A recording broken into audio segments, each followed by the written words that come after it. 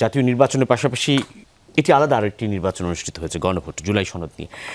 আপনাদের note of dissent বাদ দেওয়া হয়েছে, সেটি নিয়ে তাৎক্ষণিক বা সেই সময় নানান ধরনের আলোচনা, অভিযোগ, দাবি আপনারা তুলেছেন।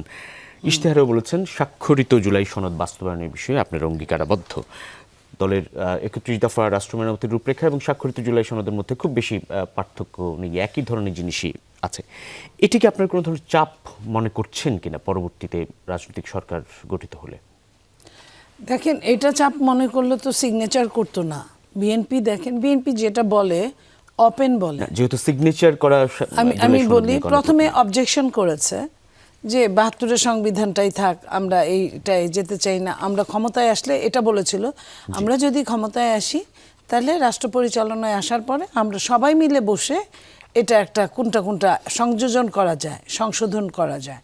কিন্তু জামাত এবং অন্যান্য এনসিপি দল সহ অন্যান্য দলরা রাজি ছিল না, অনেক দলই। তো রাজি না থাকার পরে বিএনপি কিন্তু গণতন্ত্রের প্রতি শ্রদ্ধাশীল বলে বিএনপি মেনে নিয়েছে।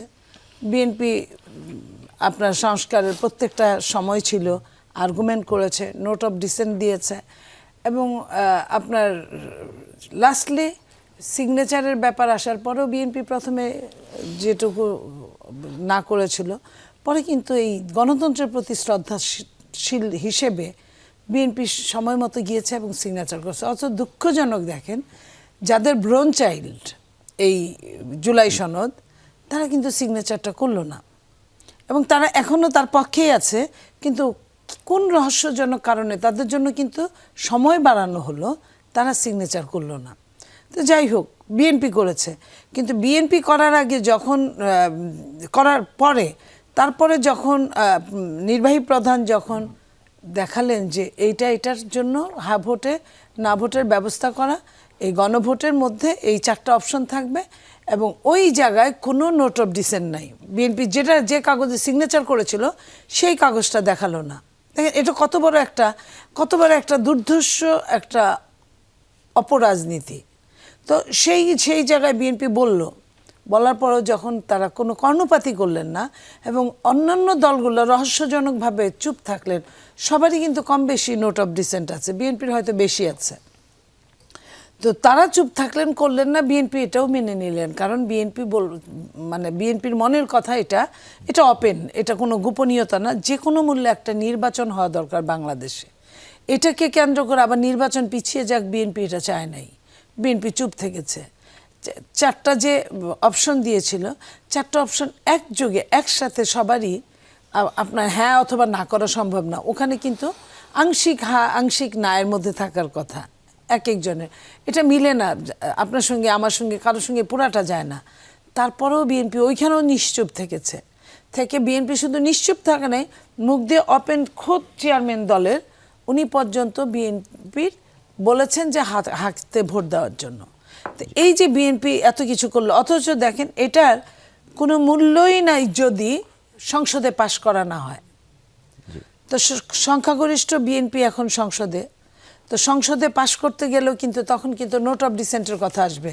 আরেকটা কথা এখানে আসছে যে দুইজনই বলেছেন যে 2টা পদ একসাথে, গুরুত্বপূর্ণ পদ একসাথে এটা নেওয়াটা ঠিক হবে না। দেখেন, এইখানে তো বিএনপি ছিল, বিএনপি নোট অফ ডিসেন্ট ছিল, তারপরেও যদি এটা পাশ হয়, যখন পাশ হবে তখন এটার মূল্যায়নটা আসবে। এর আগ পর্যন্ত কিন্তু এটার মূল্যায়ন নাই। এর আগ পর্যন্ত দুইটাই কিন্তু একসাথে চালাতে পারবেন, যিনি চালাবেন, যদি চালান, তাহলে আপনার এটা কিন্তু আগের মতোই হবে। যখন 270 দিন না 80 দিন, 180 দিন, এই 180 দিনের মধ্যে বলছে যে পাস না করালে অটো পাস হয়ে যাবে। এটাও কিন্তু এক ধরনের, সেটা নিশ্চয়ই সংসদে এক ধরনের জবরদস্তিতা। এটা জবরদস্তিতা। সংসদে এরকম কোনো কথা হয় না। আপনি বলে দিবেন, আপনি সংসদে কখনোই যান নাই, আপনি বলে দিবেন আর আমি পালন করব, আইনের বাইরে, নীতির বাইরে, বিবেকের বাইরে, এটা তো হতে পারে না। এটার জন্য যেমন ধরেন যে গণভোটটা হয়েছে, এই গণভোটটা আপনার সংবিধানে নাই। এই গণভোট করার আগে আরেকটা গণভোট করা উচিত, যে গণভোটটা করতে পারবে কি পারবে না জনগণ এটা বলবে।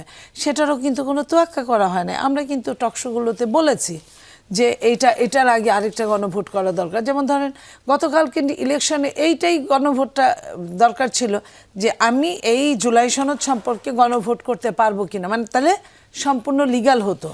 তো লিগ্যাল আমি ইললিগ্যাল বলবো না, 10 জনে মিলে একটা কাজ করলে সেটা লিগ্যালের ফ্রেমে বাঁধানো যায়। তো সেই জায়গায় আমি বলতে চাই যে এখনো সময় আছে, সবার নমনীয় হতে হবে।